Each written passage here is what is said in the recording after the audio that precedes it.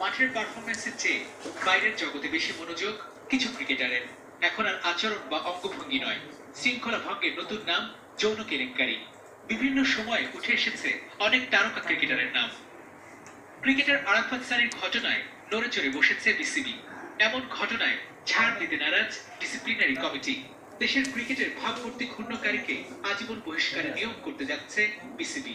আমাদের আইনে যে কত পানিশমেন্ট তার সেটা জুনিয়র যারা আসবে, নিউ যারা আসবে, সিনিয়ররা অন্যায় করবে, তাদের আমরা সবসময় কঠোর পানিশমেন্টের দিকে থাকি, যাতে ভবিষ্যতে কেউ এই ধরনের অপরাধে না জড়ায়।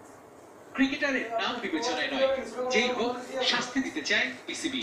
অভিযোগ প্রমাণিত হলে আরাফাত সানির বিষয়ে নিরপেক্ষ অবস্থানে থাকবে ক্রিকেট বোর্ড। এর আগে শাহাদাতের বিষয়, রুবেলের ব্যাপারে আমরা কিন্তু নিরপেক্ষ। এইসব ব্যাপারে আমরা কিছুতেই কোনো সার দিতে চাই না। যে যতই বড় প্লেয়ার আর যাই এই ক্ষেত্রে তারা এক ইঞ্চি এই ধরনের অপরাধে তার সাথে আমাদের এর প্রতি কোনো সংশোধন থাকবে না। অনৈতিক ও অবৈধ সম্পর্কে ক্রিকেটারদের জড়িয়ে পড়ার বিষয়টি ভাবনায় ফেলেছে ঢাকা মেট্রোপলিটন পুলিশকে।